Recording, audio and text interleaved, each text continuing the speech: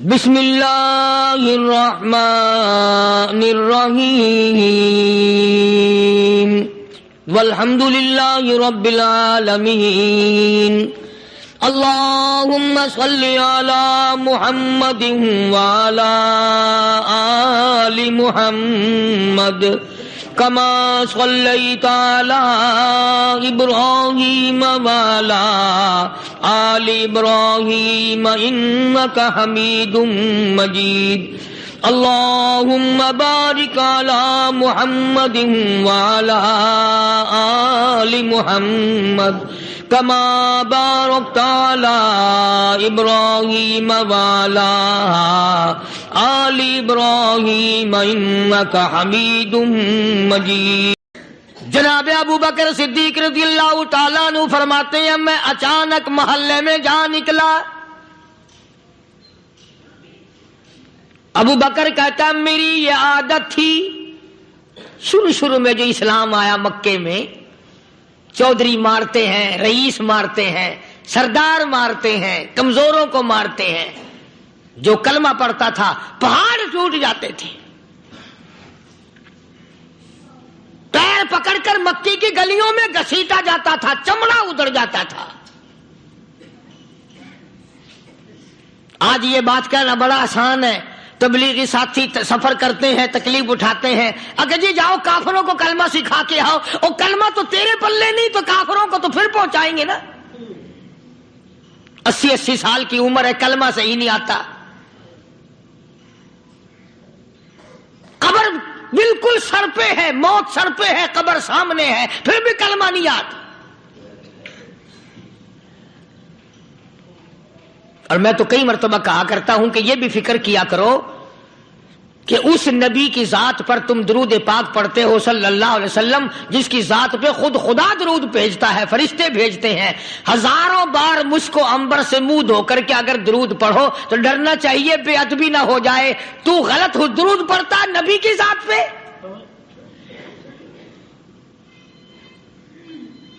اور اس کو صحیح کرنے کا فکر نہیں رکھتا۔ چنانچہ ابو بکر صدیق رضی اللہ تعالیٰ عنہ چکر لگاتے لگاتے ایک محلے میں جا نکلے، وہاں جا کے دیکھا ایک نوجوان ہے، غریب صحابی، نادار صحابی، مفلس صحابی، کافر کا غلام ہے، کالی کملی والے صلی اللہ علیہ وسلم کا کلمہ پڑھتا ہے، کافروں نے پکڑ کر گرم گرم ریت پہ اوندا کر کے لٹایا ہوا ہے، اور کئی کافر اس صحابی کی کمر پہ چڑھ کر لتاڑ رہے ہیں، اس کی کمر پہ چڑھے ہوئے ہیں۔ جناب ابو بکر صدیق رضی اللہ تعالیٰ عنہ فرماتے ہیں میں نے دور سے دیکھا، میں سمجھ گیا کوئی غریب آدمی ہے۔ جب میں قریب گیا فرماتے ہیں میری آنکھ نے دیکھا ابو فقیہ صحابی، میں نے پہچان لیا۔ کئی آدمیوں کے لتاڑنے کی وجہ سے، کئی آدمیوں کی کمر پہ چڑھ جانے کی وجہ سے ابو بکر کہتا ہے اتنی لمبی ابو فقیہ کی زبان باہر نکل آئی، منہ سے زبان باہر لٹکی ہوئی ہے، مار رہے ہیں کافر۔ جناب ابو بکر صدیق رضی اللہ تعالیٰ عنہ نے فرما دیا نہ مارو، اللہ کا بندہ ہے۔ وہ کہنے لگے بندہ تو اللہ کا ہوگا، غلام ہمارا، اور کلمہ اس نبی کا پڑھتا ہے، ہمارا غلام ہو کر کلمہ پڑھتا ہے، کیوں؟ جب تک جان سے نہ مر جائے گا ہم چھوڑیں گے نہیں، ہم اسے ختم کر کے دم لیں گے۔ اس نبی کا کلمہ پڑھتا ہے، ہمارے سامنے پڑھتا ہے۔ جناب ابو بکر صدیق رضی اللہ تعالیٰ عنہ نے منع کر دیا، منع کرنے میں اور زیادہ مچر گئے، اور زیادہ خرمستی کرنے لگے۔ ابو بکر فرماتے ہیں میں بالکل قریب کھڑا تھا، ظالموں نے ابو فقیہ کی پسلیوں پہ، کمر پہ چھلانگیں لگانی شروع کر دی۔ جناب صدیق اکبر رضی اللہ تعالیٰ عنہ فرماتے ہیں میں بالکل قریب کھڑا تھا، جب انہوں نے چھلانگیں لگائیں صحابی بے نوا اور مفلس غریب صحابی کی کمر پہ، اچانک میرے کانوں میں کڑاک کڑاک کر کے پسلیاں ٹوٹنے کی آواز آنے لگی۔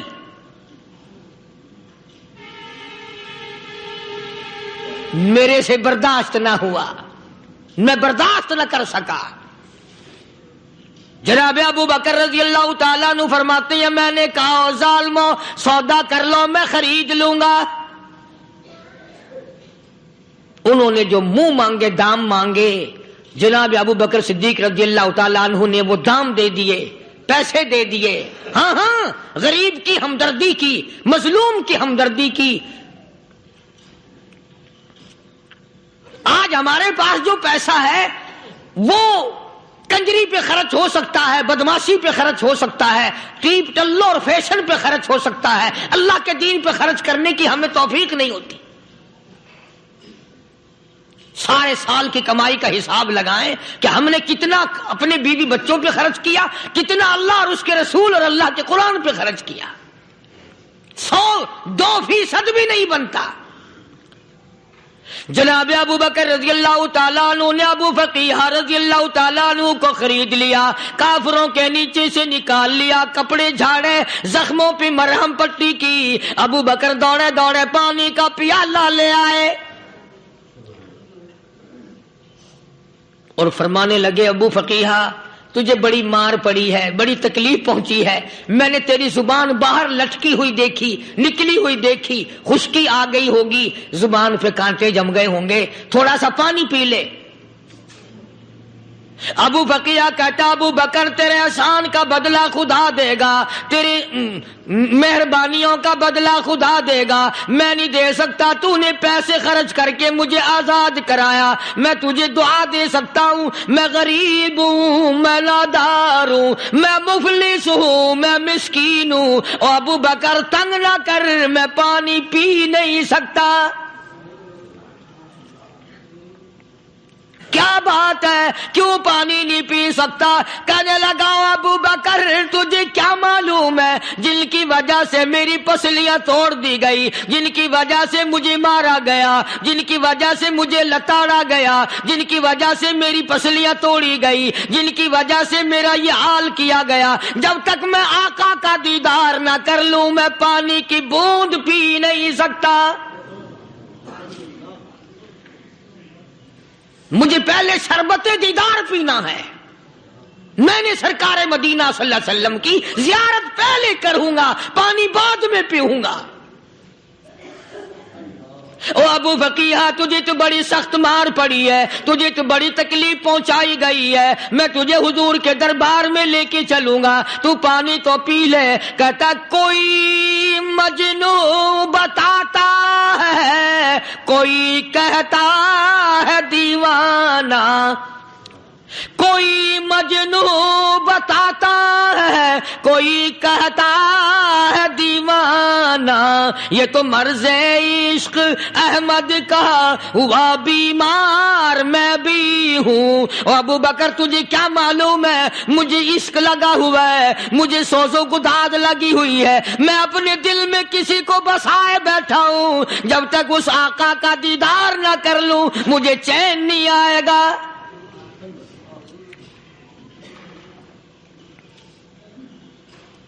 ہمیں عورتوں سے محبت ہے،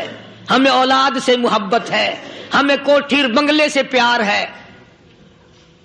ہمیں روپے سے پیار ہے، ہمیں بڑی جاہ و حشم سے پیار ہے، اور خدا اور اس کے رسول سے پیار کرنے والے لوگ مدینے کے قبرستان میں سو گئے، قرآن سے پیار کرنے والے لوگ حضور کے درباری لوگ وہیں سو گئے۔ اندازہ لگاؤ کوئی مار کھا کے اپنے ماں باپ کے پاس جائے گا، کوئی بھائی برادری میں جائے گا، کوئی تھانے میں رپورٹ لکھوانے جائے گا، کوئی اسپتال میں سرٹیفکیٹ لینے جائے گا، کوئی ڈاکٹری کرانے جائے گا۔ ابو فقیہ تم کتنے خوش نصیب ہو، امام الانبیاء کے دربار میں چلے ہو۔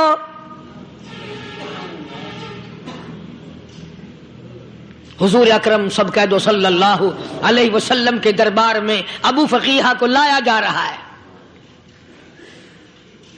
علماء نے لکھا ہے کہ جب ابو فقیہ حضرت کے دربار میں پہنچے تو خبر تو پہلے تھی نا کہ بڑی مار پڑی ہے، رحمت کائنات نے اٹھ کر سینے سے لگا لیا، تشریف فرما ہوئے، فرمایا ابو فقیہ جی حضور میں نے سنا ہے تو نے پانی نہیں پیا، اتنی مار پڑی تیری پسلیاں توڑ دی گئی،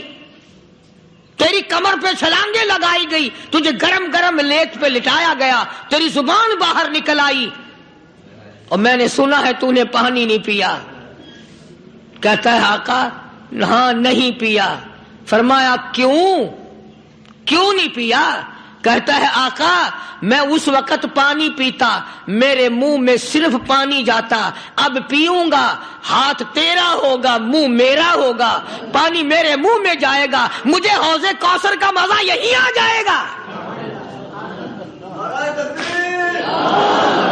مجھے لطف آئے گا محمد عربی صلی اللہ علیہ وسلم کے ہاتھ سے پانی پینے کا۔ علماء نے لکھا ہے کہ حضرت نے جب اپنے رحمت والے ہاتھ سے ہاں وہ انگلی چاند کو اشارہ کیا، جگر پھنس کر ٹکڑے ہو گئے، وہ انگلی اشارہ کیا سورج واپس ہو گیا، وہ انگلی درخت اپنی جڑیں چھوڑ کر پیغمبر کے قدموں میں آ گئے، وہ انگلی جن میں کنکر پہاڑ کے لیے تو کلمہ پڑھنا شروع کر دیا، وہ انگلی اونٹ کی طرف کی تو بول پڑا، وہ انگلی چڑیا سامنے آئی تو انہوں نے شکایت کر دی، وہ انگلی جن کو دیکھ کر کے بیت اللہ پھر گیا۔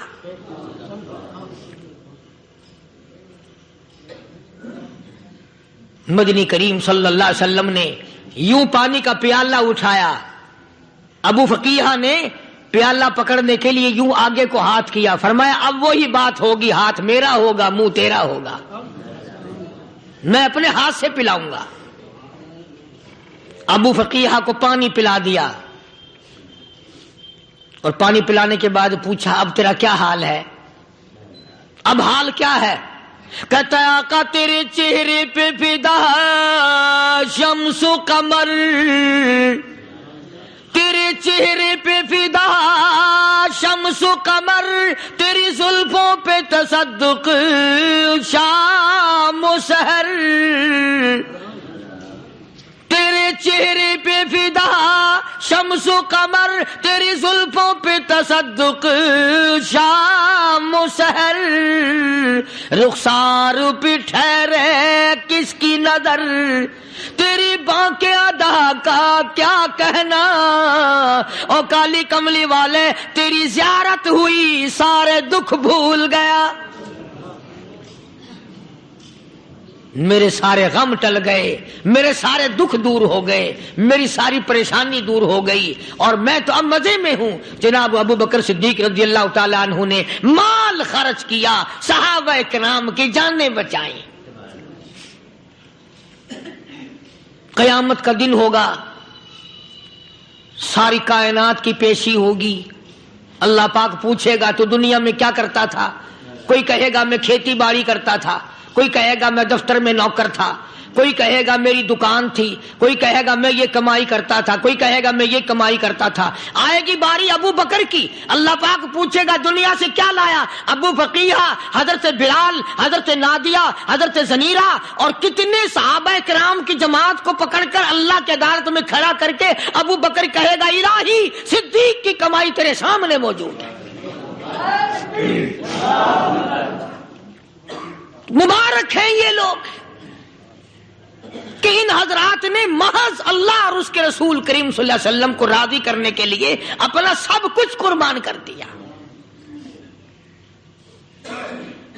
اور خود رسول کریم صلی اللہ علیہ وسلم نے ان کو ایسی تعلیم دی، ایسے اخلاق